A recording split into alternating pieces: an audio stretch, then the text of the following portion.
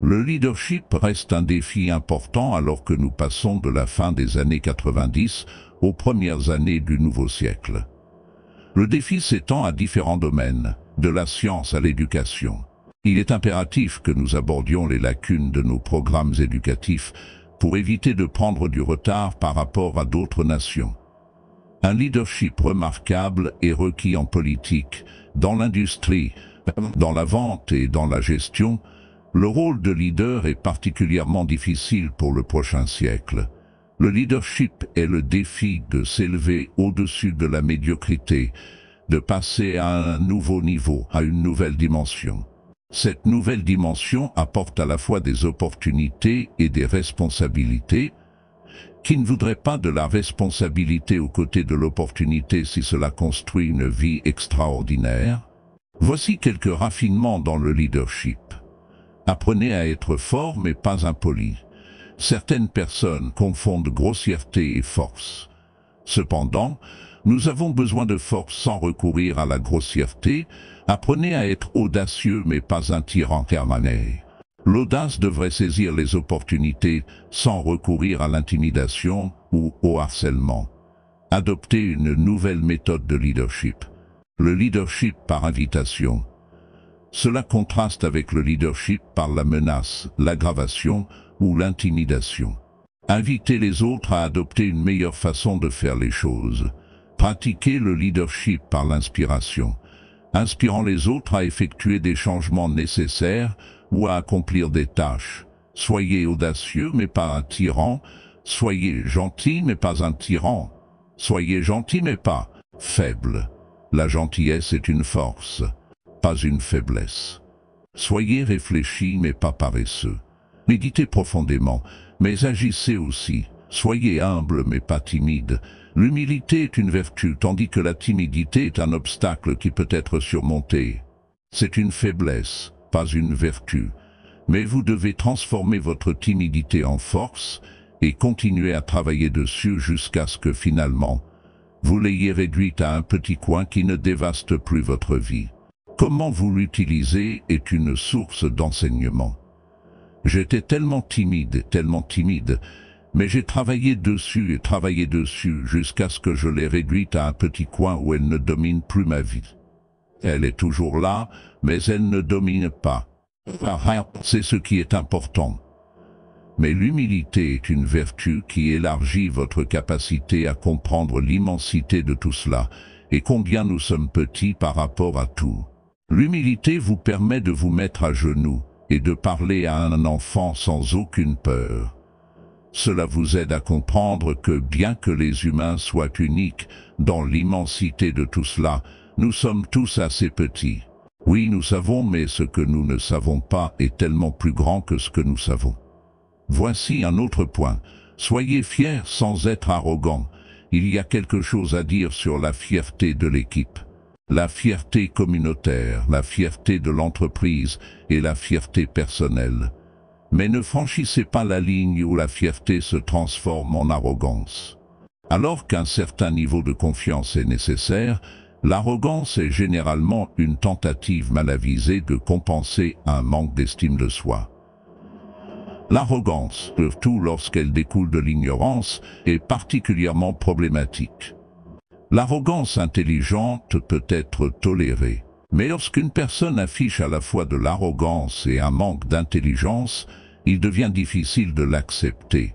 Par conséquent, il est essentiel que tous les leaders apprennent les lois de base, en les utilisant pour l'illustration et la productivité. Voici la première des lois fondamentales. On récolte ce que l'on sème. Maintenant, voici une autre façon de l'exprimer du côté positif. Pour récolter, il faut semer. La récolte est réservée à ceux qui sèment, qui plantent pour mériter la moisson. Vous devez planter la graine, en prendre soin en été, la récolter soigneusement, puis utiliser sagement la récolte. Voici le reste de la loi du semis et de la récolte. Si vous semez du bien, vous récoltez du bien. Si vous semez du mal, vous récoltez du mal. Vous ne pouvez pas semer du mal et espérer du bien. Vous ne pouvez pas planter des mauvaises herbes et espérer des fleurs. Cela fonctionne aussi bien positivement que négativement. Maintenant, voici un autre aspect de la loi du semis et de la récolte. Vous ne récoltez pas exactement ce que vous avez semé. C'est important de comprendre cela. Vous récoltez bien plus que ce que vous avez semé. Si vous ne récoltiez que ce que vous avez semé, quel en serait l'intérêt? Non, nous ne récoltons pas exactement ce que nous avons semé. Nous récoltons bien plus. Maintenant, voici ce qu'il est important de comprendre à ce sujet. Cela fonctionne aussi bien positivement que négativement. Le vieux prophète a dit, « Si vous semez au vent, vous ne récoltez pas de vent. Vous récoltez une tempête. Vous devez faire attention de ne pas semer au vent. Cela ne revient pas comme un monde. » C'est du côté négatif, mais cela fonctionne aussi du côté positif. Si vous plantez une tasse de maïs, combien récupérez-vous? Une tasse?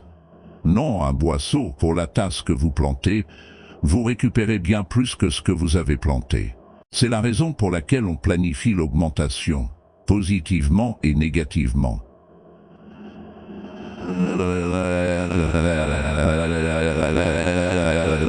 De la loi du semis et de la récolte.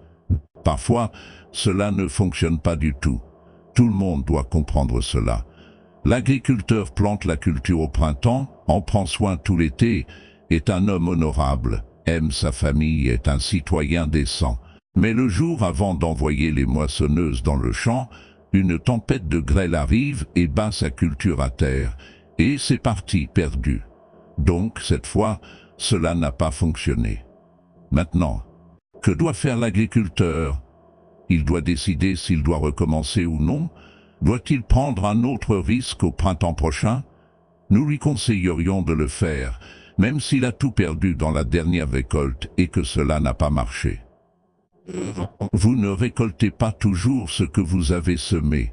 Mais voici la loi des moyennes, voici les probabilités. Plus souvent qu'autrement, vous récoltez ce que vous avez semé. Plus souvent qu'autrement, vous aurez une récolte si vous plantez au printemps. Bien sûr, il n'y a pas de garantie, mais plus souvent qu'autrement, et devinez quoi? Plus souvent qu'autrement, c'est des chances assez bonnes, mieux que Las Vegas. La loi du semis et de la récolte. Un fait, l'une des lois les plus importantes à apprendre, est la loi des moyennes. Si vous faites quelque chose assez souvent, vous obtiendrez un ratio de résultats. Une fois que vous avez compris cela, le monde est à vous. Apprendre à employer les gens dans la chose unique, appelée la loi des moyennes, est stupéfiant dans ses résultats en termes de fortune. Disons que vous êtes dans les ventes et que vous parlez à 10 personnes. Tout juste commencé, si vous parlez à 10, vous en obtenez un. Nous avons maintenant ce que nous appelons le début d'un ratio. En disant que personne ne dit oui, j'achèterai votre produit, je prendrai votre service. Eh bien, vous venez de commencer, car voici ce qui se passe avec la loi des moyennes. Une fois que cela commence, cela a tendance à continuer. Si vous parlez à 10 et obtenez un, cette chance est excellente. D'accord, vous parlez à 10 autres, vous en obtiendrez un autre. Au baseball, nous appelons cela la moyenne au bâton. Frappez 10 fois, obtenez un coup sûr. Frappez 10 fois, obtenez un coup sûr. Personne ne frappe 9 fois sur 10. Vous n'avez donc pas à être parfait ici. Tout ce que vous avez à faire, c'est de comprendre la loi des moyennes. Maintenant, même si vous n'obtenez qu'un sur 10, vous pouvez maintenant commencer à rivaliser. Vous pouvez en obtenir 9 sur 10. Si vous venez de rejoindre, vous ne pouvez en obtenir qu'un sur 10. Je vous dis, si nous avons un concours, je vous battrai, et vous direz, eh bien, tu viens de commencer, comment pourrais-tu me battre? C'est très simple. Si nous avons une course de 30 jours sur un concours ou une course de 60 jours, alors que vous parlez à 10 et que vous en obtenez 9, j'en parlerai à 100 et j'en obtiendrai 10. Gagnant, n'est-ce pas intelligent? Voici ce que je fais si je suis nouveau, je compense en nombre ce qui me manque en compétences. Maintenant, lorsque mes compétences augmentent, je n'ai pas besoin d'approcher 100 pour en obtenir 10.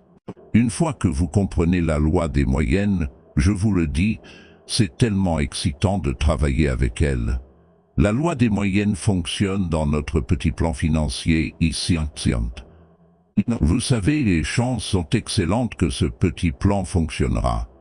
Ça marchera, ça marchera, ça marchera.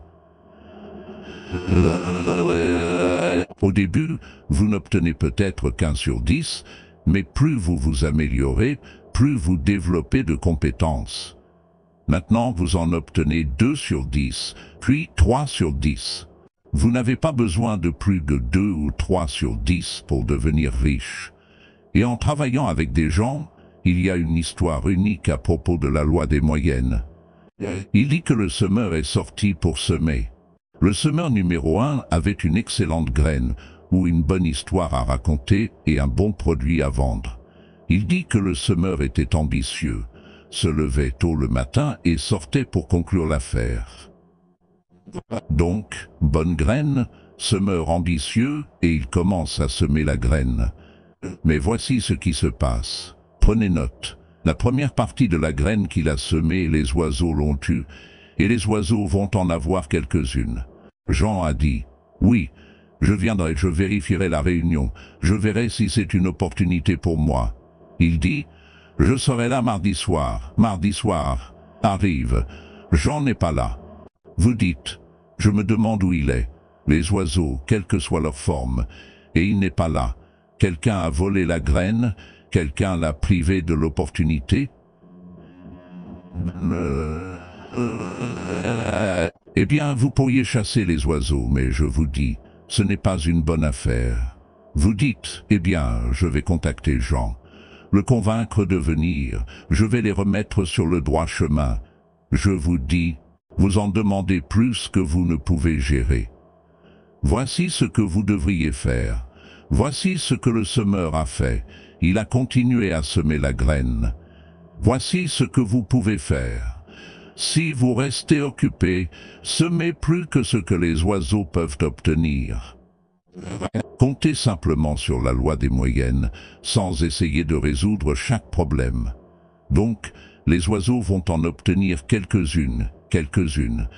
Maintenant, il dit qu'il a continué à semer la graine, et maintenant la graine tombe sur un sol pierreux où le sol est peu profond, et la petite plante commence à pousser. Mais le premier jour de chaleur, elle se flétrit et meurt.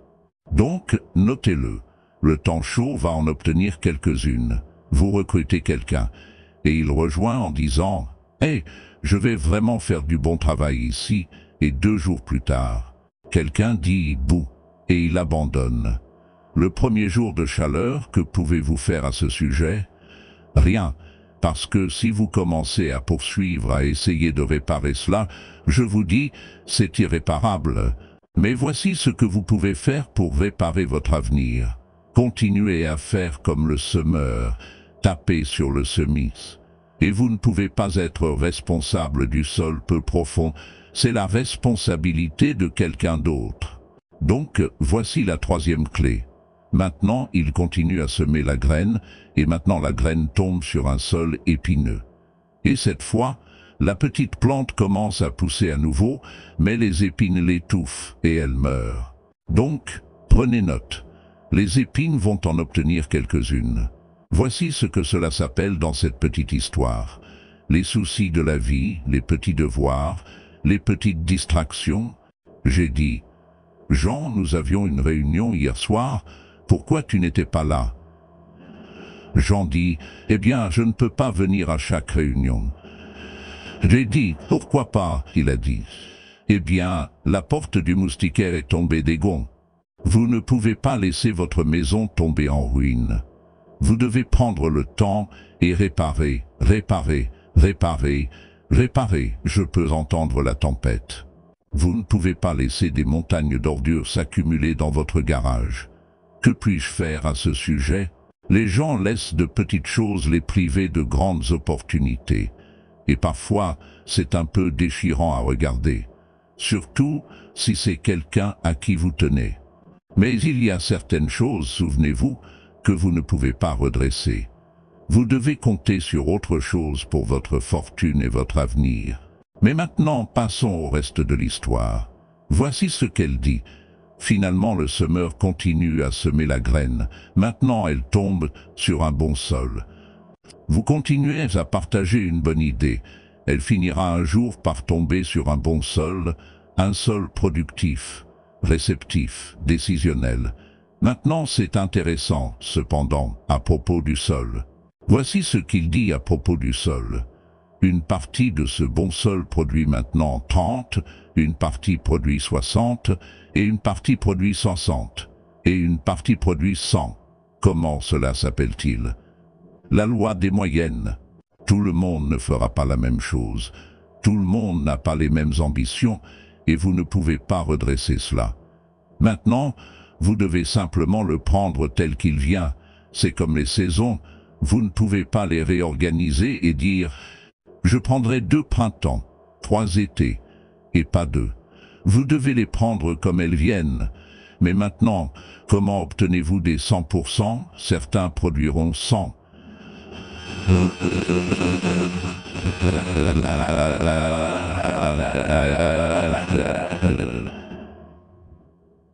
Comment obtenez-vous plus de 100%?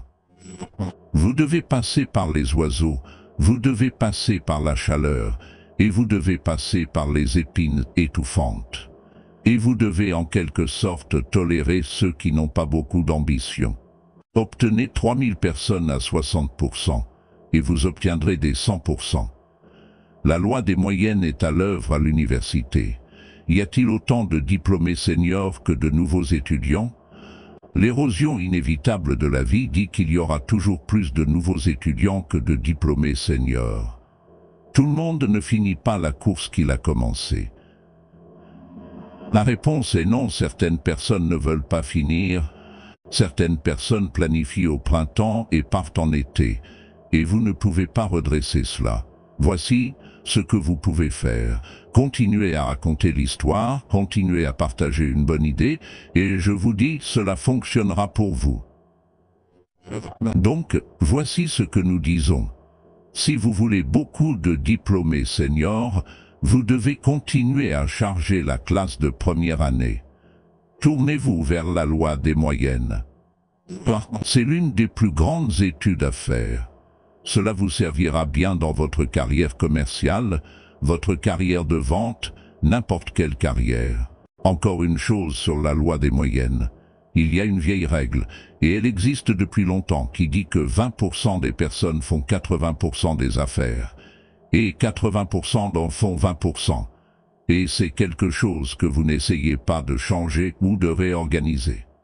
Et c'est quelque chose que vous n'essayez pas de changer ou de réorganiser. C'est une partie de l'accord. Certains pourraient dire, eh bien, je vais juste licencier les 80. Dites non, parce que qui reste 20% d'entre eux feront 80% et 80% feront 20%, ce n'est pas quelque chose avec lequel vous pouvez jouer. Voici ce que ces lois sont quelque chose avec lesquelles vous travaillez, quelque chose que vous comprenez et avec quoi vous travaillez.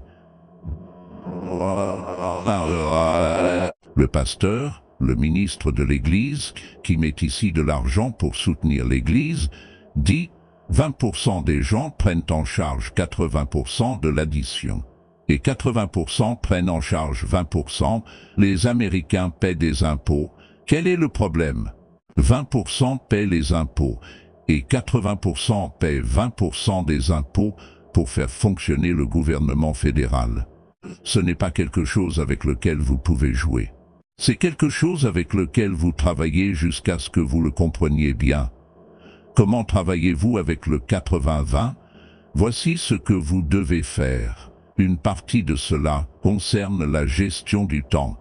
Vous ne pouvez consacrer que 20% de votre temps aux 80%, car ils ne produisent que 20% maintenant. Vous pouvez consacrer 80% de votre temps aux 20% de votre temps. Aux 20% maintenant, rappelez-vous, la force est dans la direction opposée. Devinez qui veut 80% de votre temps? Le mauvais groupe. pas dans une question morale, le mauvais groupe en termes de productivité et d'efficacité dans votre entreprise, votre avenir. Alors, quelle est la réponse à cela? Voici une partie de la réponse. Vous pouvez travailler individuellement avec les 20%, mais vous ne pouvez travailler que par groupe avec les 80%. Cependant, devinez qui veut généralement votre temps individuel? Les 80%. Et vous ne pouvez pas le faire. C'est la loi des moyennes. Voici la prochaine loi importante, appelée la loi de la foi. Nous l'avons abordée un peu plus tôt sous une forme assez simple. La foi est la capacité de voir des choses qui n'existent pas encore. Cependant, la foi peut transformer les difficultés en réalité positive. Et je veux juste vous donner cette petite ligne directrice rapide ici, car il est tellement important de réfléchir et ensuite de travailler dessus. Voici à quoi sert la foi. Premièrement, la foi est la capacité de le voir tel qu'il est. La foi n'a pas peur de voir les choses telles qu'elles sont, car la foi est un faiseur de miracles. La foi n'ignore pas le négatif. Elle utilise le négatif, car s'il n'y avait pas de négatif, il n'y aurait pas besoin de foi. Si tout allait bien, pourquoi auriez-vous besoin de foi? Vous avez besoin de foi parce que tout ne va pas bien. Qu'est-ce qui ne va pas? Qui connaît la situation qui ne va pas bien? Elle ne va pas bien. Alors voici ce que la foi fait. Premièrement, la foi n'ignore pas le négatif, car la foi se tient maintenant comme le faiseur de miracles si vous la laissez agir. Ainsi, la foi le voit tel qu'il est. S'il est laid, il est laid. S'il ne fonctionne pas, il ne fonctionne pas. S'il est en désordre, il est en désordre. Il ne fait pas de mal d'appeler un désordre un désordre. Vous n'avez pas besoin de l'embellir ici. S'il est cassé, il est cassé. S'il est misérable, il est misérable. La foi n'a pas de problème à admettre cela. La foi n'a pas de problème à le voir. Voici pourquoi. Premièrement, vous pouvez le voir tel qu'il est. C'est le début de la foi, le voir tel qu'il est. Maintenant, voici la deuxième étape de la foi. Le voir meilleur qu'il n'est. Ne pourriez-vous pas voir au-delà du désordre? Le désordre est pour aujourd'hui. Ne pourriez-vous pas regarder vers demain? La réponse est oui. Je suppose que je pourrais regarder vers demain. Les êtres humains ont cette incroyable capacité de regarder vers demain, de regarder vers la semaine prochaine. Ainsi, nous avons non seulement la capacité de le voir tel qu'il est, le début de la foi, mais aussi de le voir meilleur qu'il n'est, rêver les rêves, faire des plans, visualiser, utiliser votre imagination, le voir meilleur qu'il n'est maintenant. Voici la troisième étape qui transforme la foi en réalité. Le rendre meilleur qu'il n'est, la foi doit maintenant être investie dans l'action. Si vous investissez la foi dans l'action, vous pouvez prendre n'importe quelle situation et la rendre meilleure qu'elle n'est. Ensuite, au début de la foi, le voir tel qu'il est, ne le voyez pas pire qu'il n'est, ne l'exagérez pas. Certaines personnes ont tendance à tout exagérer. De cette façon, ça ne peut pas être si mal. Si c'est aussi mauvais, c'est aussi mauvais, c'est aussi mauvais.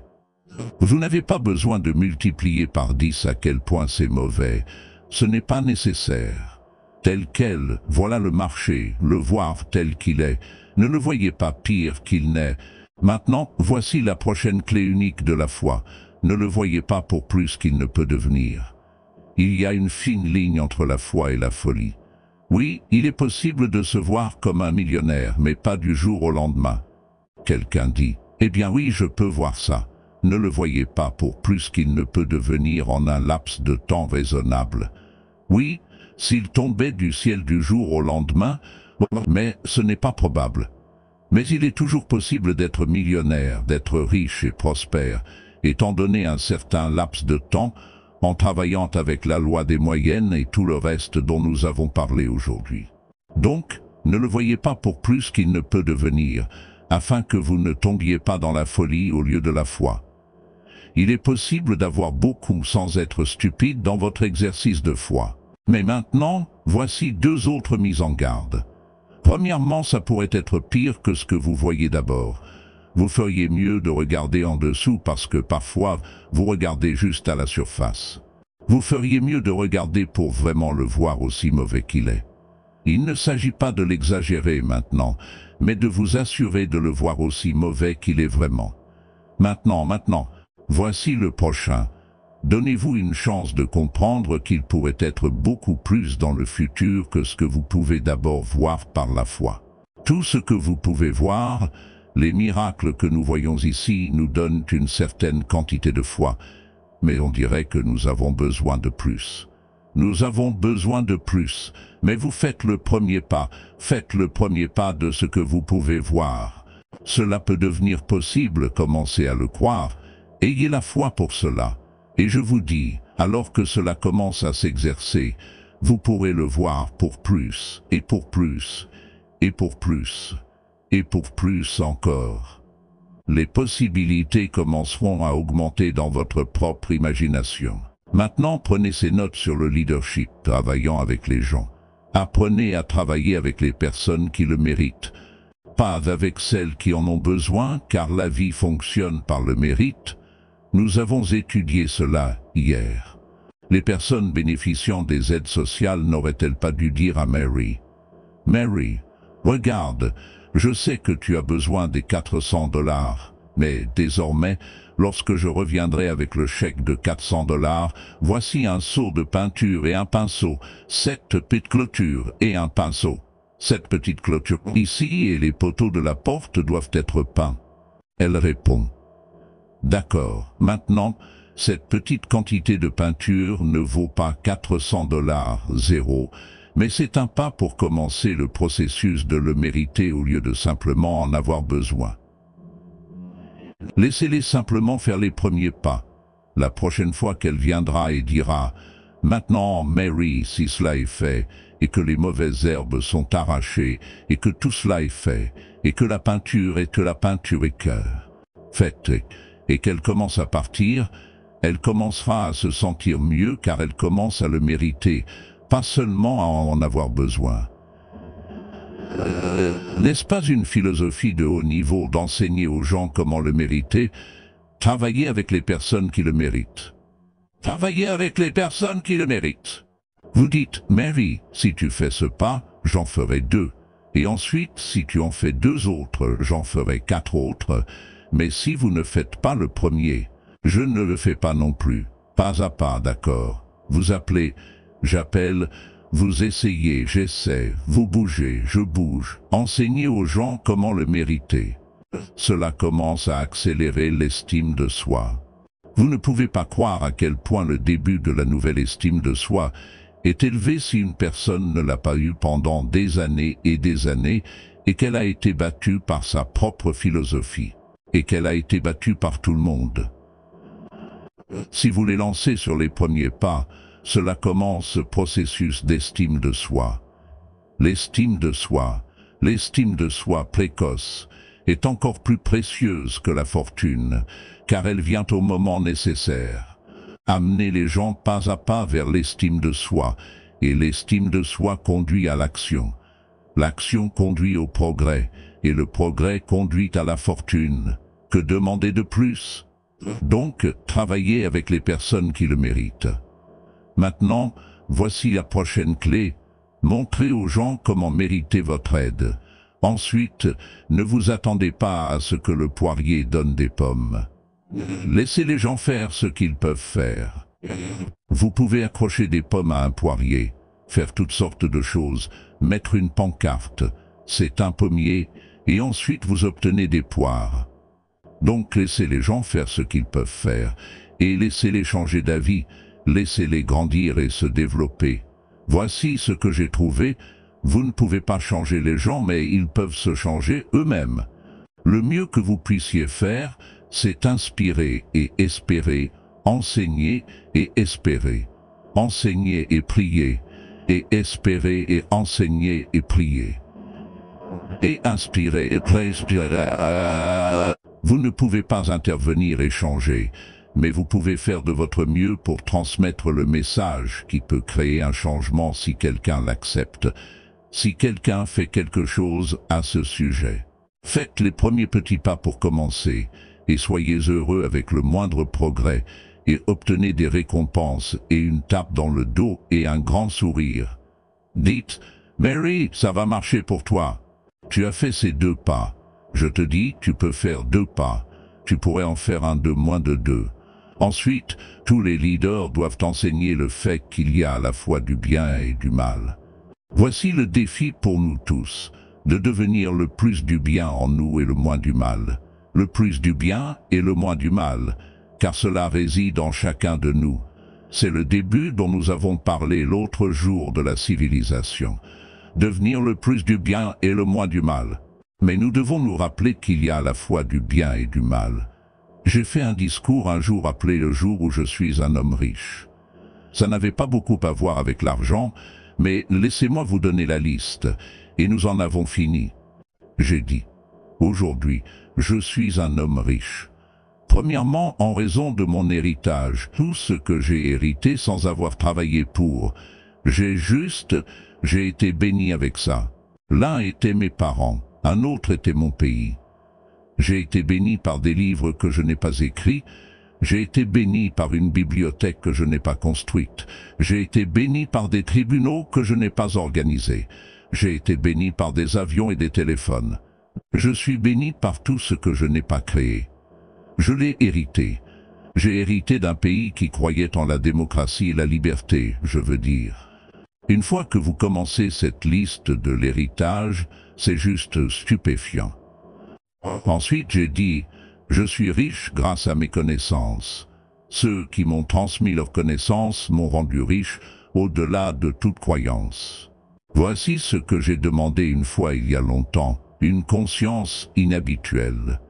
Je veux être sensible à ce qui se passe, une conscience inhabituelle, pas seulement le don de la connaissance, mais ce qui se passe pour que je puisse utiliser ma connaissance au mieux de mes capacités.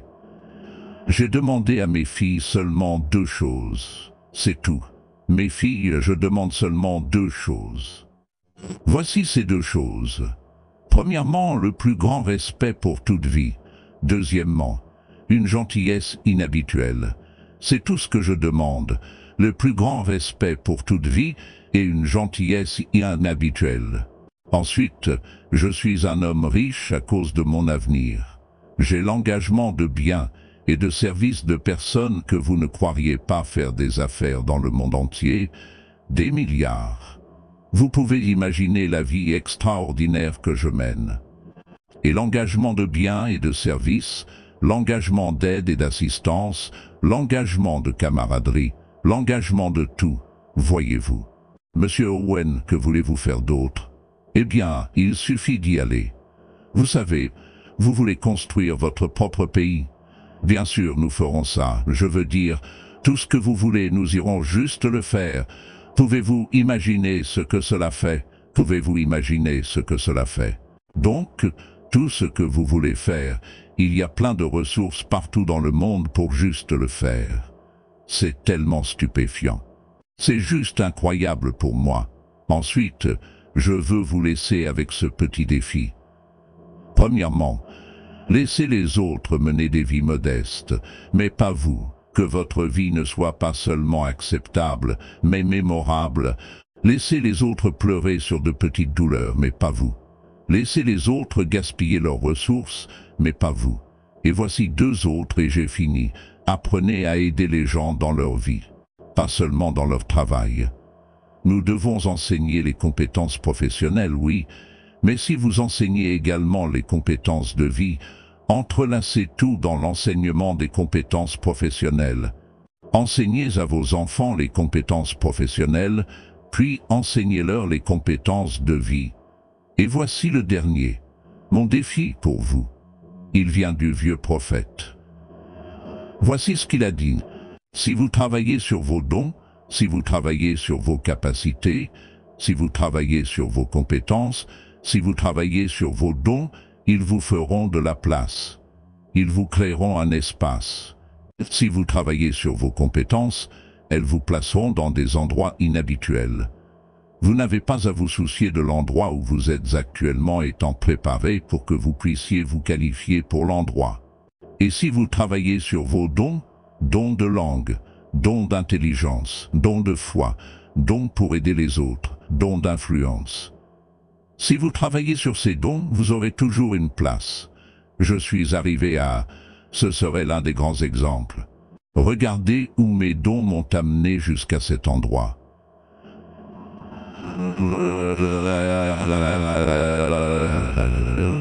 J'ai travaillé dur sur ma capacité à influencer les autres avec le langage, les mots et les expériences. Et puis mes dons m'ont amené dans des endroits uniques à travers le monde, maintenant à cause de mes dons. J'ai travaillé sur mes dons et me suis rendu assez précieux pour être invité dans ces endroits. La même chose va se produire pour vous, sans aucun doute. Notre attitude détermine si nous choisissons de lire ou non, si nous décidons d'essayer ou d'abandonner, et si nous nous blâmons nous-mêmes ou les autres pour l'échec. Elle dicte si nous disons la vérité ou mentons, agissons ou procrastinons, avançons ou reculons, avançons ou reculons. En fin de compte, notre attitude seule détermine notre succès ou notre échec. Avec la bonne attitude, les êtres humains peuvent déplacer des montagnes. Avec la mauvaise attitude, ils peuvent être écrasés par le plus petit grain de sable. Les réalisateurs possèdent une attitude positive qui les distingue des simples rêveurs. Ils sont engagés vers le succès quels que soient les obstacles et sont prêts à déployer des efforts et à payer le prix pour cela. L'attitude entraîne des actions, les actions entraînent des résultats et les résultats entraînent des modes de vie. La seule constante dans la vie est nos sentiments et nos attitudes envers elle. Notre attitude est l'une des rares choses sur lesquelles nous avons un contrôle total. Bien que discuter du négatif ne soit pas toujours agréable, c'est nécessaire, car c'est une partie de la vie. Les problèmes d'attitude sont semblables à des mauvaises herbes dans un jardin. Ils font partie intégrante de la vie. N'oublie pas, la négativité est normale. Ce n'est pas idéal, mais c'est une partie de la vie. À mon avis, nous devons apprendre à gérer le négatif. Nous ne devrions pas l'ignorer, au contraire, nous devrions écouter différentes perspectives et prendre nos propres décisions. Ne te contente pas de suivre, sois un étudiant. Certains peuvent conseiller d'ignorer les mauvaises herbes, mais elles finiront par envahir votre jardin. Donc, tu dois gérer le négatif. Cela m'amène à ce que j'appelle la grande guerre entre le bien et le mal. Dès notre naissance, nous faisons partie de la lutte entre le bien et le mal, l'obscurité et la lumière, le négatif et le positif. La guerre est constante, une guerre mentale, physique et financière entre l'entreprise et la facilité, entre l'accomplissement et l'échec. C'est pourquoi la phrase de l'Ancien Testament « 6 jours de travail, un jour de repos » est si pertinente. Cela signifie que l'entreprise est meilleure que la facilité. Si tu te reposes trop longtemps, la jungle envahit le village. Le mal peut sembler redoutable, mais il ne fait pas le poids contre le bien. Cependant, le bien doit être actif. Les mauvaises herbes ne peuvent pas rivaliser avec l'activité humaine. Mais si tu restes immobile, jusqu'où viendront-elles? Jusqu'au bout. Elles pousseront directement autour de tes chaussures. Mais si tu t'occupes, jusqu'où peux-tu les repousser? Aussi loin que tu le souhaites. Elles ne font pas le poids, mais tu dois être actif. C'est pourquoi les 6 et 1, assure-toi de ne pas perdre la guerre en prenant trop de temps. Devine quel est l'âge moyen après la retraite? 6. Ce qui signifie ne pas prendre ta retraite. Tes chances sont trop minces. La guerre entre le bien et le mal, les mauvaises herbes. Tu dois t'assurer de reconnaître le négatif, de le gérer, de le traiter, puis de continuer. Faisons maintenant une liste des maladies de l'attitude qui peuvent ruiner toutes tes chances de bien faire. L'un des mots qui détruit tout s'appelle la négligence. Et j'ai découvert cela. Une semaine de négligence peut te coûter une année de réparation. En vaut-elle la peine? Alors, sur quoi être vigilant? Voici la liste. Si tu la faisais, tu aurais la même liste que moi. Nous ne couvrons rien de nouveau ce soir. C'est une séance de rappel, pas une séance d'enseignement, pas une séance d'enseignement. Mais cela ne fait pas de mal de passer en revue. Voici la liste. Les maladies de l'attitude. Le numéro 1 est l'indifférence, le haussement d'épaule. Le gars n'est même pas concerné. Il est juste distrait. Cela s'appelle l'approche douce de la vie, une maladie connue sous le nom de douceur. Le gars dit « Eh bien, je ne vois pas l'intérêt de tout cela. Eh bien, pour être un gagnant de quelque sorte que ce soit, tu dois être excité. » Il y a un problème avec la dérive. Tu ne peux pas dériver jusqu'au sommet de la montagne. Et le bon Dieu a dit dans les derniers chapitres de la Bible, « Voici la meilleure façon de vivre, d'une manière ou d'une autre. C'est le meilleur chaud. » Ou quoi? Ensuite, le meilleur suivant, froid, est le meilleur suivant à chaud. Pas le juste milieu tiède, pas trop chaud, pas trop froid. Quelle triste façon de vivre. Je pense que cela signifie choisir une direction et y aller avec tout ce que tu as. Choisissant juste une et fonce. Quelqu'un dit, oui, mais et si c'est la mauvaise direction, tu le découvriras plus vite. Il ne te faudra pas 25 ans pour te réveiller et dire « Oh non, j'ai pris la mauvaise route ».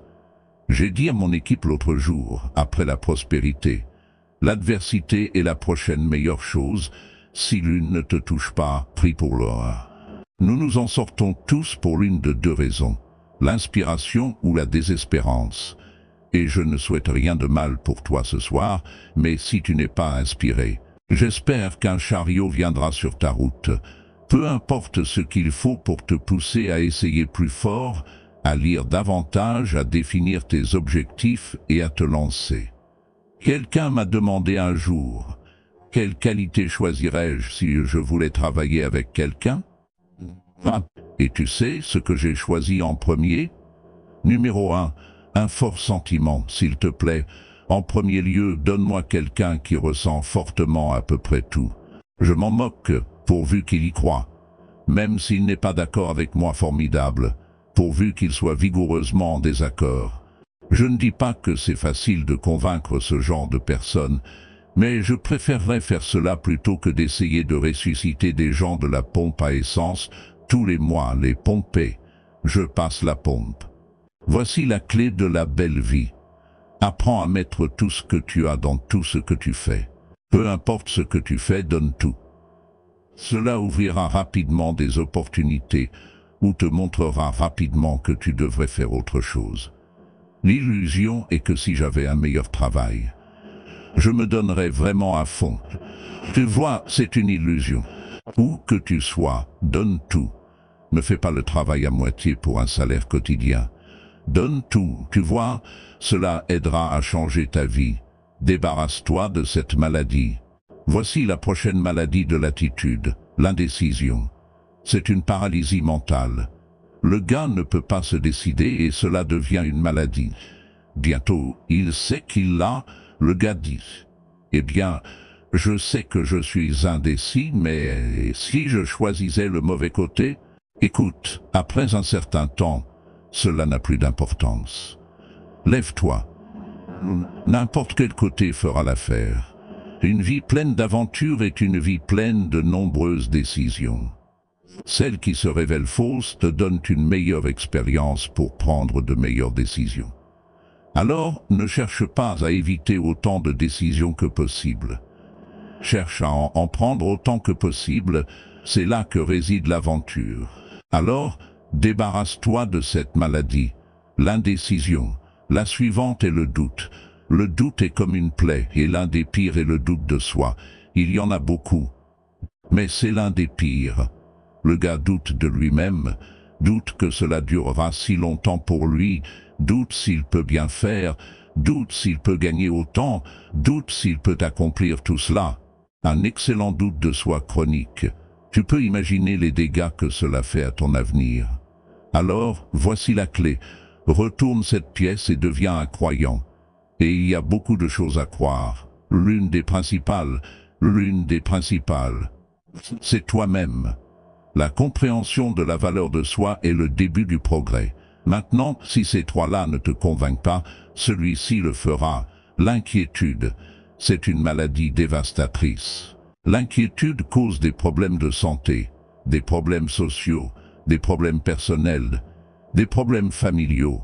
C'est dévastateur. Inquiète-toi assez longtemps et cela te fera tomber à genoux, pourrait te réduire à la mendicité. Je sais à quel point celle-ci est mauvaise. Je l'avais très mal. J'étais connu comme un super inquiet. Pas un super guerrier, non, un super inquiet. Ma famille aurait souhaité que je sois un guerrier. J'ai ces années à rattraper. Mais je te dirai quel est mon conseil. Fais ce que j'ai finalement fait pour l'inquiétude. Laisse tomber. Qui en a besoin? Je ne dis pas que c'est facile. Je dis que ça en vaut la peine.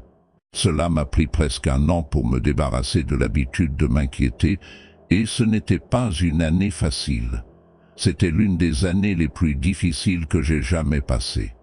Mais j'ai finalement réussi à me débarrasser de ce poids, et j'ai découvert que tu pouvais vivre la vie la plus incroyable, sans souci. Pas sans défi, pas sans difficulté, mais sans souci. J'ai appris comment le faire. Et tu peux. Voici le prochain problème d'attitude, la prudence excessive. Certaines personnes n'auront jamais beaucoup de succès. Elles sont trop prudentes. Tu peux aussi être trop imprudent, mais tu peux aussi être trop prudent. Cela s'appelle l'approche timide de la vie. Et ma prudence a toujours été le risque. Le risque me rendait fou. Je disais toujours, et si cela se produisait, c'est le langage des pauvres.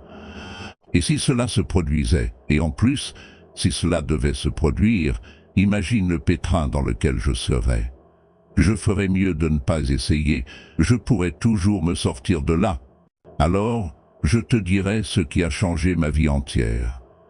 Quand j'ai finalement découvert que tout est risqué. Dès que tu es né, ça a commencé à être risqué.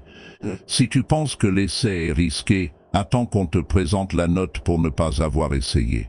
Si tu penses que l'investissement est risqué, attends de recevoir la facture pour ne pas avoir investi. Tu vois, tout est risqué. La vie est risquée. Tu ne t'en sortiras pas vivant, c'est risqué. L'anglais dit, eh bien, si c'est comme ça que ça va se passer, essayons. Exactement, c'est pour ça, essayons. Quelqu'un dit oui, mais je recherche la sécurité. Très bien, alors regroupe-toi dans le coin. Nous te couvrirons d'un drap. Nous te fournirons 3 repas par jour, et nous te protégerons, te nourrirons, prendrons soin de toi. Rien ne t'arrivera, et tu vivras probablement jusqu'à 100 ans. Le gars a dit, eh bien oui, je vivrai jusqu'à 100 ans, mais quelle façon de vivre, n'est-ce pas? Quelle façon de vivre en sécurité? Ne demande pas la sécurité. Ne demande pas la sécurité, demande l'aventure. Mieux vaut vivre 30 ans plein d'aventures que 100 ans en sécurité dans le coin. Et tu vois, ce n'est pas important combien de temps tu vis. Ce qui est important, c'est comment tu vis. Voici un autre problème d'attitude, le pessimisme. C'est toujours voir le côté négatif, les problèmes, les difficultés et trouver des raisons pour lesquelles les choses ne fonctionneront pas. Les pessimistes vivent des vies laides, cherchant toujours les défauts plutôt que les vertus. Ce sont eux qui voient des taches sur la fenêtre au lieu du coucher de soleil. Ils se précipitent pour signaler 5 raisons pour lesquelles quelque chose ne fonctionnera pas quand une suffirait. Pour eux, le verre est toujours à moitié vide. Les optimistes, en revanche, voient le verre à moitié plein. Tout est une question de perspective. Nos vies sont façonnées par la façon dont nous pensons que les choses sont, pas nécessairement par ce qu'elles sont. Il y a quelque chose appelé de meilleures habitudes de pensée, dont nous n'avons pas le temps de discuter ce soir. Mais une chose que mon mentor m'a enseignée, c'est que de mauvaises habitudes de pensée maintiennent la plupart des gens pauvres, pas les mauvaises habitudes de travail. À quoi nous pensons toute la journée façonne nos vies. Comme dit le proverbe, tu deviens ce que tu penses. Je commençais mes journées en lisant des nouvelles négatives, mais j'ai appris que cela empoisonnait mon esprit. Ce que nous lisons influence nos pensées, ce que nous lisons influence. Il est donc crucial de remplir nos esprits de matériel positif. On m'a une fois demandé aux étudiants comment construire une bonne vie. J'ai dit que c'était simple mais pas facile. Choisissez les bonnes pensées et écartez les mauvaises. La vie est un mélange de sucre et de poison, alors nous devons faire attention à ce que nous laissons entrer. Chaque jour, nous devons protéger nos esprits contre les influences négatives. Nous décidons ce qui entre dans notre usine mentale parce que nous devrons vivre avec les résultats. Et enfin, le dernier problème à mentionner est très bref. La dernière maladie. Mais celle-ci est mortelle. Se livrer à celle-ci, s'y adonner même légèrement, et tu peux aussi bien oublier l'avenir car il t'oubliera. Se plaindre, pleurer, gémir, se lamenter. Un mot biblique appelé murmure. Vois, ça va ruiner ton avenir. Vois, ça va ruiner ton avenir. Passer 5 minutes à se plaindre et tu as gaspillé 5 minutes. Et tu as peut-être commencé ce qu'on appelle le cancer économique de l'os. Bien sûr, ils t'emmèneront bientôt dans un désert financier et te laisseront t'étouffer dans la poussière de tes propres regrets. J'espère avoir bien dit cela pour que tu ne l'oublies pas. C'est une maladie mortelle. Si tu ne penses pas que c'est grave, demande aux enfants d'Israël de l'Ancien Testament. Leur histoire s'est juste retrouvée dans le livre. L'histoire dit que les enfants d'Israël étaient des esclaves. Dieu a réalisé une série de miracles éblouissants et les a sortis, et maintenant ils se dirigent vers la terre promise. Vous souvenez-vous de l'histoire? Se diriger vers la terre promise? Tragédie de l'histoire, ils n'y sont jamais arrivés. Pourquoi? Dès le premier jour, ils ont commencé à se plaindre. Ils se sont plaints de l'eau, ils se sont plaints du temps, ils ont pleurniché et se sont plaints de la nourriture, ils se sont plaints du leadership. Ils ont pleurniché et se sont plaints parce que c'était trop loin, trop froid, trop chaud, trop difficile, trop misérable. Je veux dire, ils ont pleurniché et se sont plaints pendant des années. Finalement, Dieu a dit, j'en ai assez, voyage annulé ou quelque chose comme ça. L'histoire dit qu'ils sont morts dans le désert, n'ont jamais atteint la terre promise. Ce qui, je pense, signifie deux choses.